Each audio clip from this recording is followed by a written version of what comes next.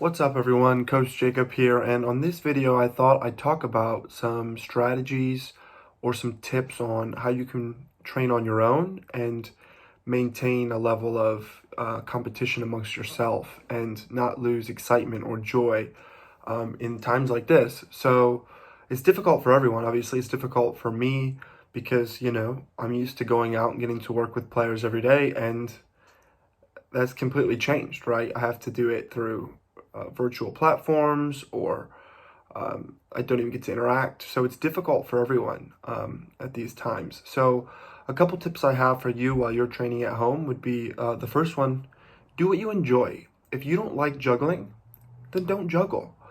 It's tough enough being stuck inside and not being able to hang out with your friends and to be with your team. So do the soccer aspects that you enjoy. If you like shooting the ball and you have the ability to do that in your backyard or ride your bike to a park and just shoot, then do it. Don't do training exercises that you don't enjoy, because it's only going to make it worse, especially if it's something you struggle with.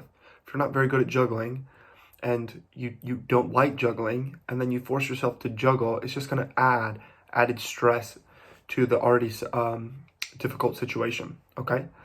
Obviously I'd encourage you to juggle if you are not very good at it, but if you do not like it that much, then don't. Another tip I would tell you guys is to challenge yourself. So how can you create a competition amongst yourself in the given exercise you're doing? So if it's a timed exercise, you want to dribble down and back in under 30 seconds or whatever it may be, create a challenge so that you have to actually achieve something, right? We can replicate competition in what you're doing, and that might be a great way to try to get more motivation out of you and actually have better technique and touches as well. So challenge yourself. How can you create an environment that is challenging, creates some sort of something to beat, something to accomplish? Something that I always like to do is write down your training session. So before you go out to train, it might be only 3 lines, but write down what you want to achieve when you go outside to train. It's one thing to take a ball and to just walk out to your front yard or backyard, wherever you may go, and, kick around, juggle, whatever it may be. But you're not going to accomplish much if you just take a ball and go outside.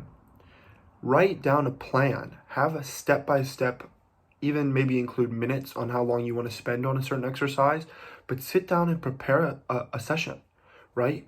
Maybe you want to start with 5 minutes of juggling, and then you want to move to 5 minutes of dribbling with your right foot, 5 minutes dribbling with your left foot, 5 minutes of striking the ball or passing, attacking players, pulling moves. But create a session plan that you can achieve, because then you're going to hold yourself accountable. When you sit down and take the time to write down your session, you then have, you feel like you need to complete your session. Not to mention, like I said earlier, you're only going to write down in your session things that you want to do or want to get better at or want to achieve.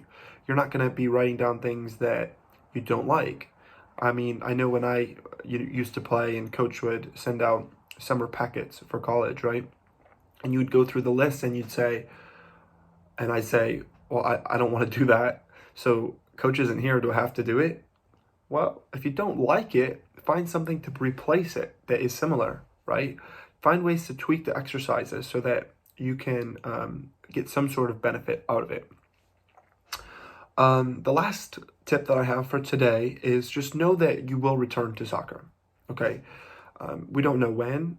At this time, we don't know if it's going to happen, but you're always going to have something to look forward to, because it's eventually going to happen. Soccer will come back, and we'll have to, there'll be a difference between players that did nothing and the players that actually did something. And something's better than nothing. I know it's difficult to push yourselves to the level that you would be at a training with your team. We get that. It's very difficult to train on your own. And that's one of the reasons some of the best players in the world are so great, because they found ways that worked for them to train and work hard on their own. So find ways to do that, and know that soccer is going to return and it's going to pay off. The hard work that you put in will eventually come to fruition.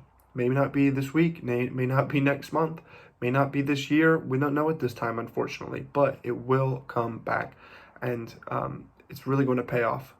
to the players that put in the extra time and the extra effort during this time. So I hope this video helped. It's a little different than the last couple of videos, but I figured, you know, we need to find ways to train, and it's easy for me to send out sessions. It's easy for you to, you know, kick a ball in your front yard, but if you have some tips, perhaps it will help you even further. I think that is the best bet. So let me know if you have any questions. Hope you're all doing well, and I'll see you later.